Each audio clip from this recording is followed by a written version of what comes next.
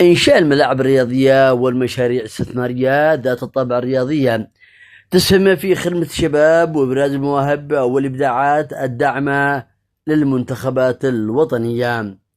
بسم الله الرحمن الرحيم. تم اليوم قص شريط افتتاح ملعب هيلان الرياضي. هذا الملعب الذي سيشكل إضافة كبيرة لرياضة المحافظة، ونحن في مكتب الشباب والرياضة نبارك هذا الإنجاز وتواجد مثل هذه المنشأة الرياضية التي ستكون مساحة آمنة للشباب وللفرق الرياضية، ونبارك كذلك للرياضيين والفرق الرياضية والفرق الشبابية في المديرية على هذا الإنجاز وتواجد هذا الملعب.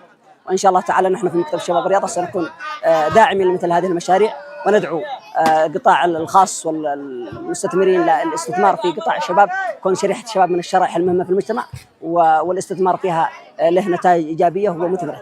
هذا المشروع المتواضع من أجل وجود مساحة آمنة للشباب، من أجل انطلاق بطولات وصناعة أبطال رياضيات، وإن شاء الله أنه يثمن في المستقبل وتنطلق من شباب يمثلون المنتخب ويمثلون كل المحافظة بنظرة لائقة في كل المحافظات إن شاء الله. دعم الشباب بالمشاريع الرياضية يعزز الصحة البدنية والنفسية وينمي مهارات القيادة الشبابية وتطوير المهارات الرياضية.